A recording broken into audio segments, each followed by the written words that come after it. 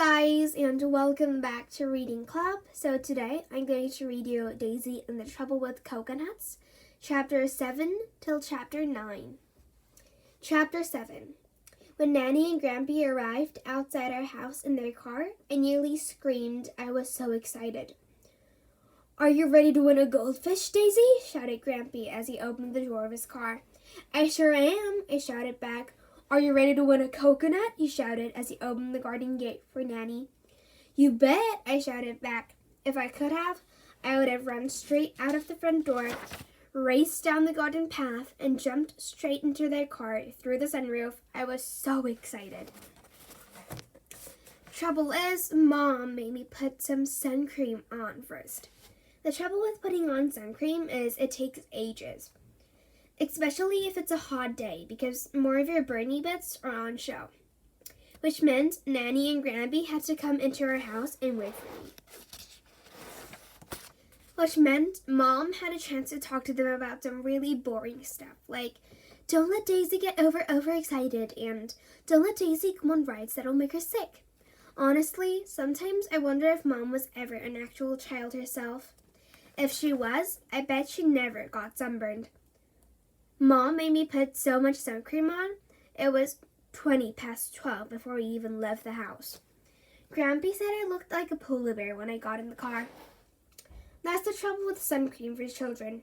Children don't want to put it on in the first place. Plus, when you're made to, it's all white and smeary. The trouble with short-sleeved t-shirts is the sleeves are too short to wipe your face on. The trouble with wiping your face on your arms is if your arms are white and smeary too, then the wipe from your face will smear onto your arms, and the wipe from your arms will smear onto your face. Which means that after loads of wiping, you still look like a polar bear.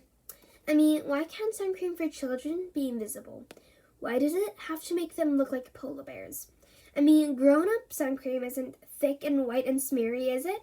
Sun cream for grown-ups is invisible.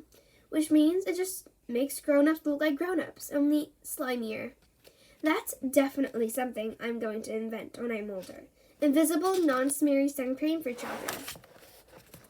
And extra thick, extra white, extra smeary sun cream for grown-ups. So they can look like polar bears instead, which will serve them right. Luckily, Nanny had some tissues in her handbag. Otherwise, I don't know what I'd have done. Nanny had mints in her handbag too, which made me feel even better. The trouble with mints is they're really hard to suck, especially when you're driving to a fun fair. The trouble with driving to a fun fair is it makes your teeth get excited. The trouble with excited teeth is it's almost impossible to stop them from biting, which is a bit of a problem really if your Grampy suddenly says, "I know, let's all play a game. Let's see who can suck a mint for the longest without crunching." At first, I thought it was a really good idea for a game to play in the car. In fact, at first, I did some really good sucks. Then, I saw the fun fair poster down by the roundabout. The trouble with seeing a fun fair poster is your gums get excited too. Then, I counted 3 more fun fair posters in the high street, which meant my tongue got excited. Then I saw someone carrying a balloon that I was absolutely sure must have come from the fun fair, which made my taste buds get excited. And then, as we got nearer and nearer to the park, I actually heard actual fun fair sounds coming through the actual sunroof of our actual car. When I wound down my window, the sounds got even louder, which meant my everything buds got excited. By the time we got to the car park and I got to actually see the fun fair with my own eyes, even my dribble was excited. Which meant I had to crunch, which meant I lost the game. Plus, I bit my tongue, which hurt a bit, but it was okay. Because for the first time ever in my life, it was fun fair, here I come. Chapter 8. The trouble with seeing an actual fun fair right in front of you is you don't know where to look first. It was so bright and colorful and noisy and busy. There were colored lights and loud screaming sounds. There were big stripy tents held up by big, thick ropes. Plus, there were people and children everywhere. It was as though everyone in the whole wide world had come to have fun at the fun fair. Except my mom. And guess what? You didn't even have to pay to get in. All we had to do was park our car in the field, walk across the grass, and go straight inside. I didn't even have to be measured to see how high I was. It was so brilliant and so confusing. My left leg wanted to go left, my right leg wanted to go right, and my head just wanted to go everywhere. Before I'd have time to even think about goldfish or coconuts, I ran straight over to a stall with a green and yellow stripy roof and a big red sign with golden letters that said Tombola. Tombola is a really exciting fun fair game. Once you have paid a lady some money, you get to pick 3 chopped up straws out of a bucket of sawdust. All the straws have rolled up raffle tickets inside them, and if one of the raffle tickets has a number that ends in 0, you win a prize. I was really good at pulling the rolled up raffle tickets out of my straws, and even better at getting them to uncurl. Trouble is, the raffle tickets I picked out of the bucket ended in 3, 6, and 9, which means I didn't win a prize, but it was okay, because there were loads of other stalls with flashing lights and stripy roofs to choose from. The next game I tried was called Hook-a-Duck. The trouble with Hook-a-Duck is you really need to be an expert fisherman to be good at it, which is a shame for other children because they haven't been taught to fish by my Uncle Cleve. Luckily, I have. Hook-a-Duck is one of the most skillful funfair games you can ever play. Once you have paid a man some money, he gives you a stick with a string and a magnet dangling from it. That's your Hook-a-Duck fishing rod. But then it gets even harder. Not only have you got to learn how to dangle the string and the magnet from the end of your rod, you have to lean over a great big tank full of actual water at the same time. And then it gets even harder, because the tank of water is where all the ducks are floating. Not actual ducks, yellow plastic ones with magnets on their backs. And then it gets even harder, because what you have to do then is use your Hook-a-Duck fishing rod to try and hook a duck out of the water. The trouble with a Hook-a-Duck duck is it can only get hooked out if you can get the magnet at the end of your string to stick to the magnet on its back. Which means you need to be a total fishing expert, which I am. So I did, in about 7 seconds flat. When I lifted my Hook-a-Duck duck out of the water, I thought I was going to be able to keep it as a prize. But the Hook-a-Duck man turned my Hook-a-Duck upside down and showed me a black cross that had been fill-tipped onto its tummy. A black cross means you can't keep the duck, and you haven't won a prize either, which was a bit of a shame, but it didn't really matter because I had already seen the next game I wanted to play. It was in a tent about 10 kangaroo jumps away, and it was a game I'd always wanted to play. Actual darts. To play actual darts, you have to pay a lady some money, and then she gives you 3 actual darts. The actual darts she gave me looked just like the other ones. Looked just like the ones you see on telly, only a bit fatter with yellow plastic bits on the end. At first, I thought the sharp bits might have been dipped in poison, but Nanny said you aren't allowed to have poison darts at a fun fair. The trouble with actual darts is it's a lot harder to play than it looks, especially if you're only 134 centimeters tall. To win a prize at actual darts, you have to throw all 3 darts at the dartboard and score less than 21. Which sounds easy, but is actually really hard. When I went up to throw my first dart, I could hardly see the dartboard, which meant when I let go of the dart, it kind of didn't go in the dartboard at all. It went in the lady's shoulder.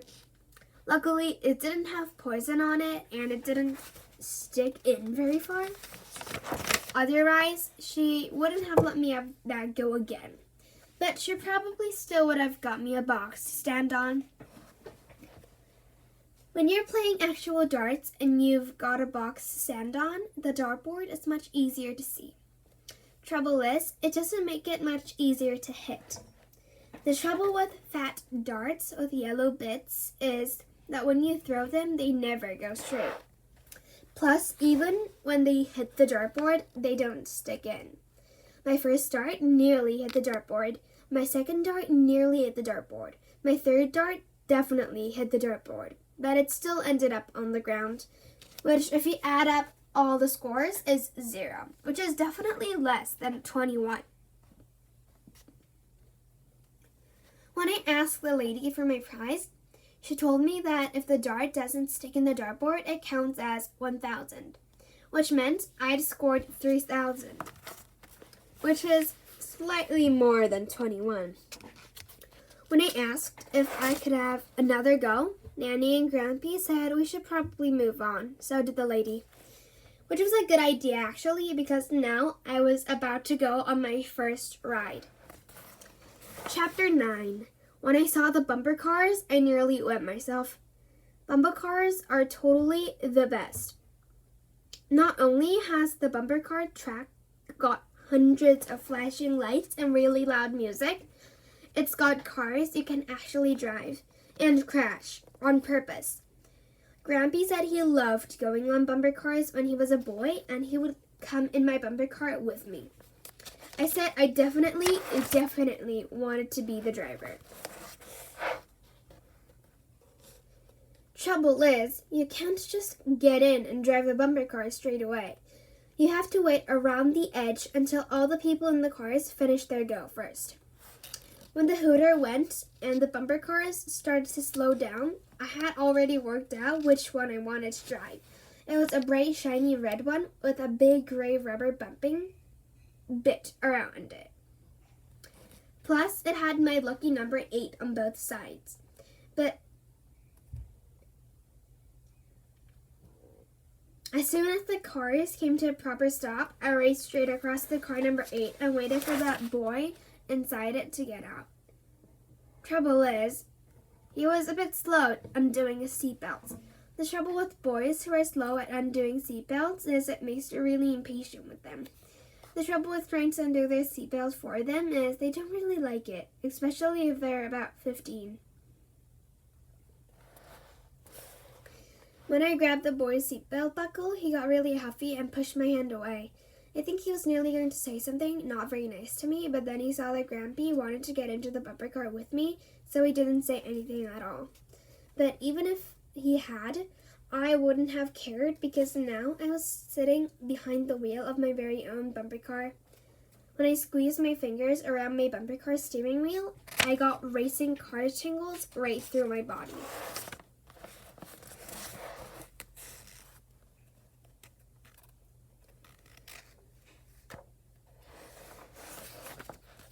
When Grampy fastened my seatbelt, I felt like a Grand Prix driver off the telly.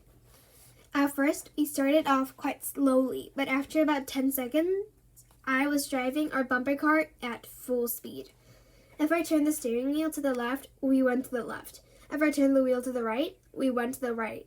And if a car stopped in front of me, I could press my speed pedal as hard as I could and crash right to the back of them without saying sorry. It was bumptastic.